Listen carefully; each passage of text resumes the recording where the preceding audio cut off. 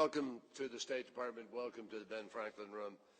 We're delighted to have you all here for a very important dialogue in an important relationship. And Sartaj, thank you so much for coming here today to take part in the U.S.-Pakistan Strategic Dialogue. And I'm grateful for the level of expertise that is represented here. We expect to have some frank and very important discussions. This is a chance to reaffirm our commitment to a very strong bilateral enduring relationship that is in the end based on mutual respect, but also on mutual interests. Before we begin our dialogue, let me just take a minute to acknowledge the victory of A Girl in the River, which won an Oscar for Best Documentary Short Subject last night, and directed by a Pakistani Canadian. This film told the remarkable story of a very courageous young woman who survived an attempt at an honor killing by her father and uncle.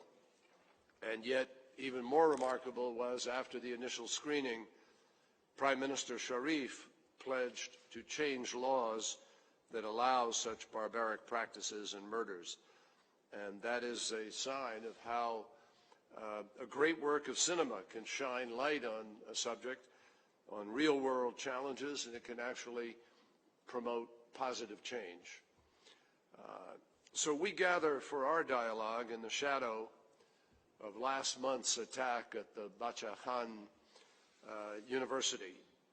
And it took the lives of nearly 24 students, 17 students. As we said in the tragedy's aftermath, the United States condemns such a heinous act of terrorism, and we will continue to stand shoulder to shoulder with Pakistan and the Pakistani people in their brave fight against violent extremism. This latest assault really speaks to a larger point. There is a reason that the terrorists targeted a university. It's the same reason that they decided to murder children at the Army Public School in Peshawar in December of 2014, and it's why their gunman shot Malala Yousafzai on a school bus, and it's why so many of their attacks are directed against teachers and against students, because these murderers want to halt Pakistan's future even before it begins. They're against knowledge. They don't want people to make up their own minds or have the right and the ability to be able to learn, read history, read literature, and be able to decide for themselves. They want to deprive young people of Pakistan of the knowledge that they need to compete in a global economy and to build a strong and prosperous and free society.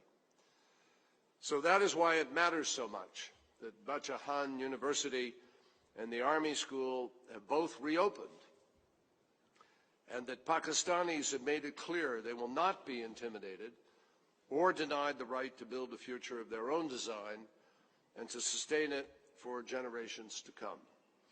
In that effort, they can absolutely count on the continued friendship and support of the United States. Now, in the nearly 7 decades since Pakistan achieved independence, it's fair to say that the ties between our countries have sometimes been strained. But we have always recovered, because the people of Pakistan and the United States share a fundamental desire for stability, the hope for peace, and support for regional and global economic development. These shared interests led us in 2013 to reinvigorate our strategic dialogue, with a focus not only on mutual security, but also on strengthening democratic institutions and fostering long-term economic growth. As we will discuss today, our nations are committed to combating terrorism wherever it is, and whenever it endangers the lives of innocent families and communities. As long as that threat remains, protecting our people is going to be at the top of our agenda. Yet, to reach its potential, we also have to build a relationship that is multifaceted, We can and we should work together on a range of shared priorities, including trade, investment, education, and energy, law enforcement, and regional stability.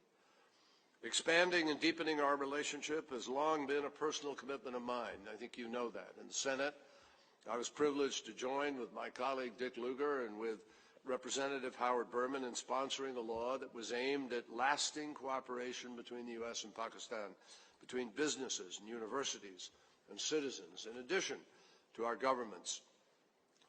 That's basically what friends do, and that's what friendship means. It's also what a good bilateral relationship in a very complicated world means.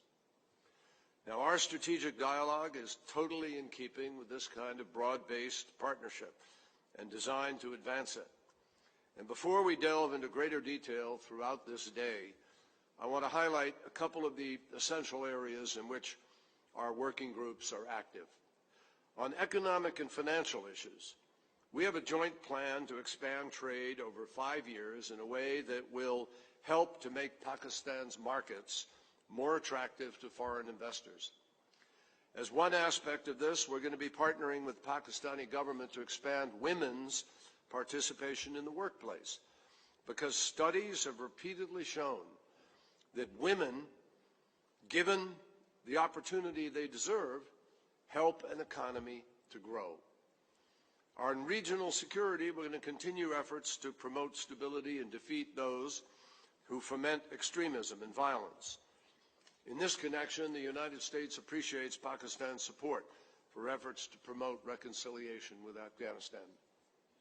Cooperation along Pakistan's borders is absolutely essential. We recognize the extraordinary and real sacrifices that Pakistan's military, especially in Operation Zarb-e-Azb, and the ongoing missions in North Waziristan. And the United States has pledged $250 million to help rebuild the communities of persons who have been displaced by the fighting in these operations. We'll also continue to coordinate with Pakistan on the overall counter-terrorist strategy. And we recognize that every country can do more to intensify, to destroy, and defeat violent, radical extremists. We commend Pakistan for its whole-of-government approach to implement the National Action Plan and eliminate the ability of militant groups to recruit, to finance, and to incite violence.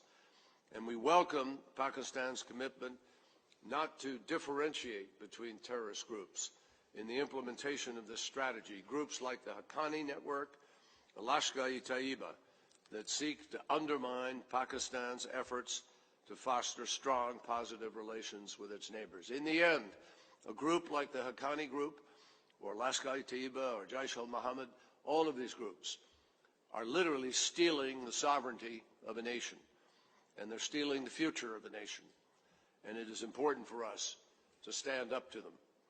On non-proliferation, nuclear safety is of obvious concern to both our countries. And I expect that we will continue to discuss the obligations of being a responsible state with nuclear weapons in the coming year. As you know, the United States of America once had 50,000 warheads pointing at another country or entity, the Soviet Union. And the Soviet Union had 50,000 pointing at us. And it took two presidents, President Gorbachev and President Reagan, in a meeting to decide that that didn't make sense. And we have moved in the completely opposite direction. And today, Russia and the United States are operating under a treaty that has about 1,500 or so nuclear warheads, and we are seeking to reduce that. So we're moving in the other direction. And I think it's important for Pakistan to really process that reality and put that front and center in its policy. And we look forward to Prime Minister Nawaz Sharif's participation in the Nuclear Security Summit next month. We're also working together to make Pakistan's energy sector more market-based and its power supply more stable and sustainable. To date, United States assistance has helped to add 1,750 megawatts to the country's electric grid, benefiting nearly 26 million Pakistanis. And through our new U.S.-Pakistan Clean Energy Partnership, we hope, with help from the private sector, to add another 3,000 megawatts from clean energy sources. Finally, perhaps no area of cooperation is more critical to Pakistan's long-term success than our cooperation in education, science, and technology.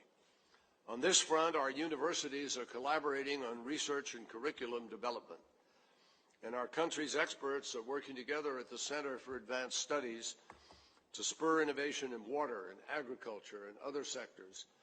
And we're also doubling our joint funding for high-level R&D. And our nations are partners in the First Lady's Let Girls Learn initiative. And that is going to give an additional 200,000 Pakistani girls a chance to enroll and stay in school. So it is fair to say that we have a very full agenda here today and in the days ahead.